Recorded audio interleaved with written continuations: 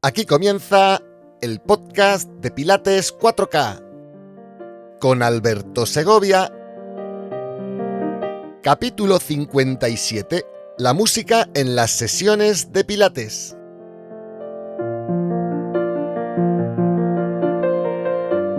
Hola, te doy la bienvenida a este capítulo en el que vamos a abordar esa eterna disyuntiva existente entre muchos pilateros sobre si las clases de Pilates deben ir acompañadas de música o no.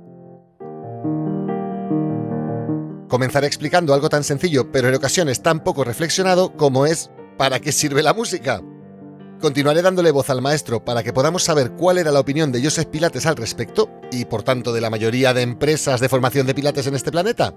Y finalizaremos el capítulo realizando un análisis situacional que justifique cuándo es apropiado y cuándo inapropiado el uso de dicho soporte musical durante las sesiones de Pilates.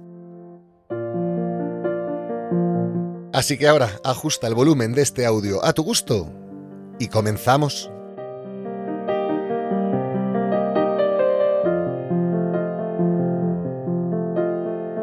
A ver, lo primero que habría que preguntarse para saber si la música puede ser beneficiosa o perjudicial en el desarrollo de una sesión de Pilates sería ¿para qué sirve la música? Y en este sentido quiero citar un estudio muy curioso que está llevando a cabo el Institut Marquès, una clínica en Barcelona, en la que tienen abierta una línea de investigación sobre los efectos de la música en los seres humanos, desde que somos una célula, un ovocito, hasta el momento de nacer.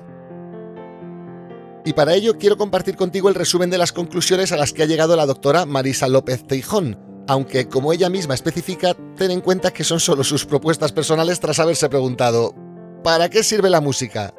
¿Por qué la música ha estado siempre entre nosotros desde los inicios de la historia de la humanidad?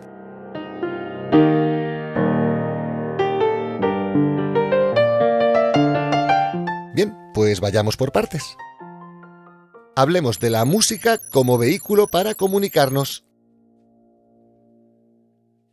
La música es la forma de comunicación más ancestral entre los humanos. La comunicación mediante sonidos, gestos y bailes surgió mucho antes que el lenguaje hablado. Y podemos decir aquí que el primer lenguaje fue musical más que verbal. Y lo sigue siendo, vaya, ya que instintivamente, por ejemplo, seguimos hablándoles a los bebés con tonos agudos y con voces melódicas, porque sabemos que así es como mejor nos entienden. Vaya, que así se dan cuenta mejor de lo que queremos comunicarles. Y de esta manera, la selección natural hizo que sobrevivieran los humanos que más desarrollaron la capacidad de comunicación, ya que es necesaria para la vida en grupos cada vez más grandes y por tanto más seguros. Sí, ya sabes, el hecho de reunirnos en torno a grandes grupos de personas facilita la capacidad de buscar y obtener comida, defenderse de animales, alimentar y educar a los bebés, etc. Por tanto, y resumiendo esta primera parte, la música es el mayor estímulo que tenemos los humanos para la comunicación, por encima incluso del lenguaje, y la razón de esto es porque induce emociones. Es decir, la música nos permite comunicar un mensaje con una carga afectiva mayor.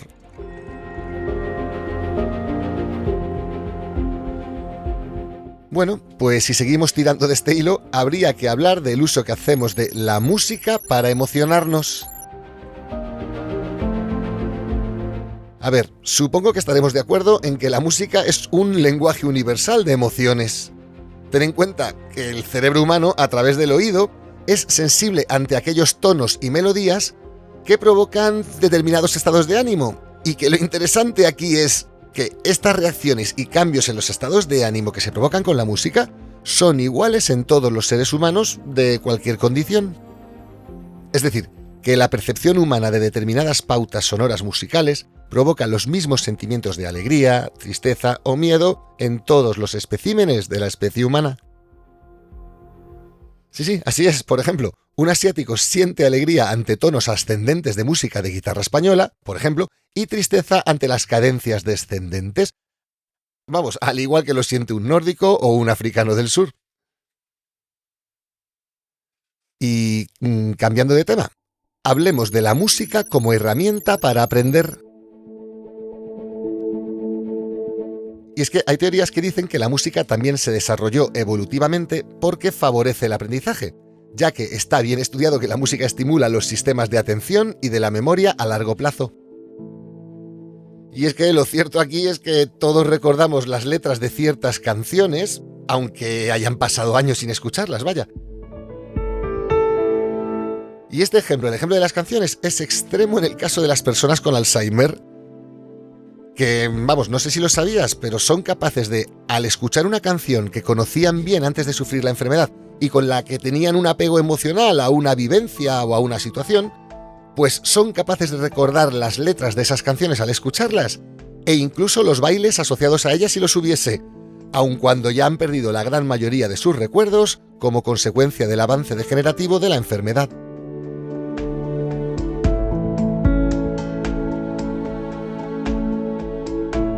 Bueno, pues llegados a este punto, y por todo lo que acabo de decir, pudiera parecer que incluir música en las sesiones de pilates es una idea magnífica. Y seguro que para más de un profesor o profesora así será, oye, yo no digo que no, pero ¿cuál era la opinión del maestro? ¿Cuál era la opinión de Joseph Pilates a este respecto? ¿Ponía Joseph Pilates música de fondo en su estudio de contrología mientras estaban impartiendo las clases? No, nunca, jamás. Y estoy convencido de que lo argumentaría diciendo algo así como... ¿Pero usted qué se ha creído que es esto? ¿Ballet? ¿Un guateque? Pues no, aquí no se pone música. Aquí usted viene a prestar atención plena, a obedecer y a aprender a hacer las cosas bien. Es más, no solo no le gustaba poner música, sino que además lo prohibía expresamente. Allí nadie iba a escuchar música, sino a escucharle a él y a sus asistentes. Sí, asistentes. Recuerda que Joe nunca permitió que nadie más que él fuese llamado maestro o profesor, y que todo el resto de profesores que pasaron por el estudio a lo largo de toda la historia eran asistentes de Joe, pero no profesores, incluyendo a Clara, su mujer, y incluyendo a Romana, por supuesto. Pues bien, como te decía, en el estudio estaba totalmente prohibido escuchar música, así como hablar. Tenía que reinar el silencio lo más absoluto posible para que toda la atención estuviese en el desempeño y adquisición de las instrucciones verbales que cada participante iba recibiendo de manera individual. Y bueno, antes de cerrar este segundo punto del capítulo, quiero destacar el concepto de obediencia que imperaba en el decálogo de las buenas prácticas de cualquier practicante que decidiese ponerse en manos de Joseph Pilates, y al que además Joseph Pilates quisiera atender, ojo, ya que, como sabemos, en más de una ocasión se negaba a entrenar a ciertas personas por las razones más variadas. Pues yo qué sé, porque no le caían bien, porque le parecían personajes aburridos, o porque Joe simplemente pensaba que esa persona no estaba preparada para recibir la contrología. Es decir, que para Joe, ese silencio en el lugar de trabajo servía para que los alumnos integrasen obedientemente cada indicación. Sí, cada indicación con obediencia ciega. Así, sin plantearse si sí o si no. Como un autómata, vaya. Hacer lo que se te dice tal y como se te dice sin variar ni una coma. Ahí estaba el secreto del por qué evitar la música, ya que por poco que la música desconcentrase la atención del alumno hacia el maestro, el caso es que lo hacía, y por tanto Joseph se negaba y lo prohibía.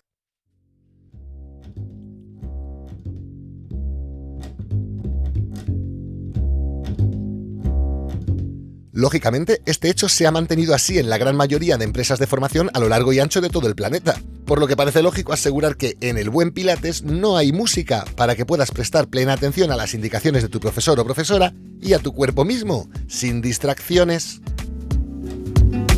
¿Pero esto es siempre así? ¿Es un dogma inmutable? ¿Todos los profesores de Pilates nunca usan música en sus sesiones y si lo hacen son unos farsantes y unos estafadores? Pues no, radicalmente no.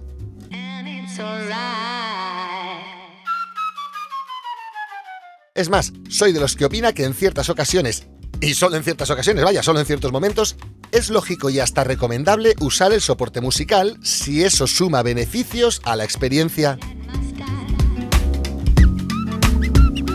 A ver, pongamos algunos ejemplos.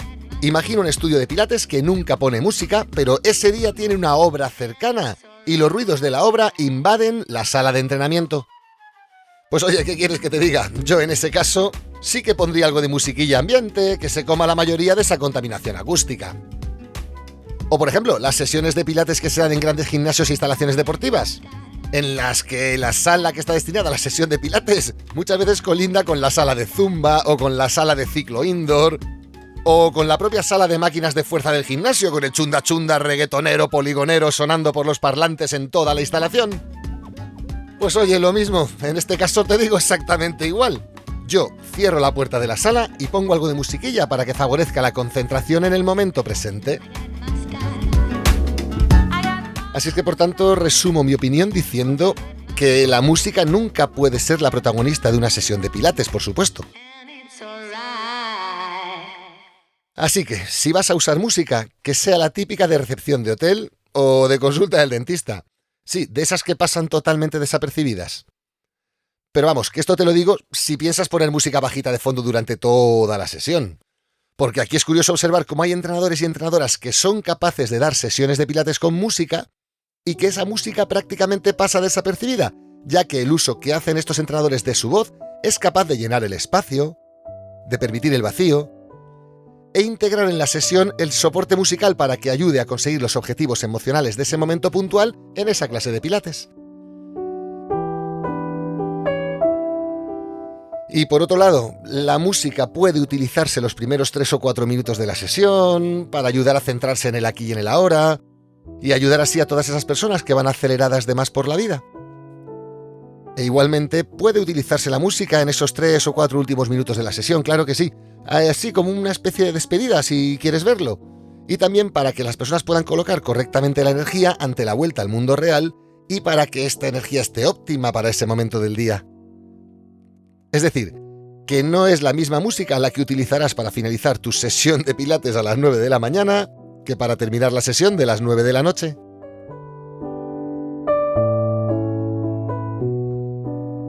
Y en este punto he de hacer un par de recomendaciones más. No se te ocurra poner música que, por muy bonita, por muy chévere, por muy cool, por muy recontra padre chingona y por muy ideal que te parezca, lleve letra. Ni se te ocurra, ¿eh? Y me da igual que esa letra sea en inglés, ojo. Y me da igual también que ningún participante en la sesión sepa inglés. Si es que todo eso me da igual. Es una voz que está compitiendo con la tuya por la atención del alumno. Y eso, en esencia, es un sinsentido, además de un contrasentido. Además, ni se te ocurra usar como soporte musical las típicas bandas sonoras famosas, ni versiones instrumentales de temas comerciales que tienen letra y son conocidos por todos, ni cosas así, vaya. Y por supuesto, si vas a utilizar música, que no sea el típico tema que te dan ganas de ponerte a bailar mientras consigues un mojito, ni tampoco la típica de tirarte por el balcón hacia el suicidio. Vamos, como han sido las 2 últimas que han sonado en este capítulo. Espero que lo hayas notado. Espero que hayas notado lo raro que quedaba intentar prestarme atención a mí mientras la cantante decía eso de "And it's alright".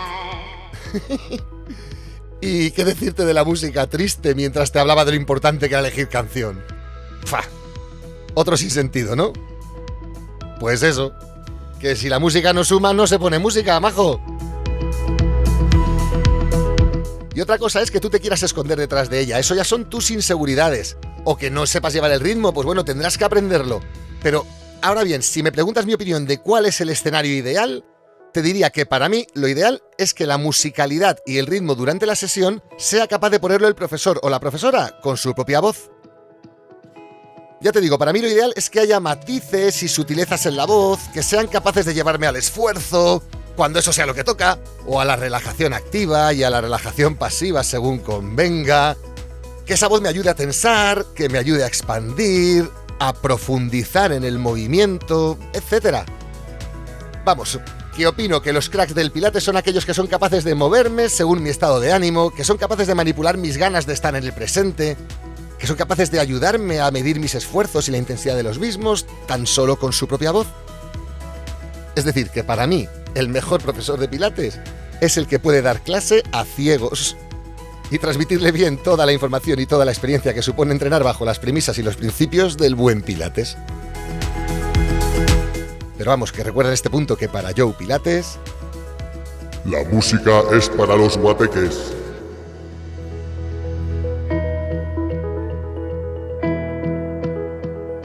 y nada más por mi parte por ahora. Muchísimas gracias por tu interés, de verdad. Nos vemos en el próximo capítulo.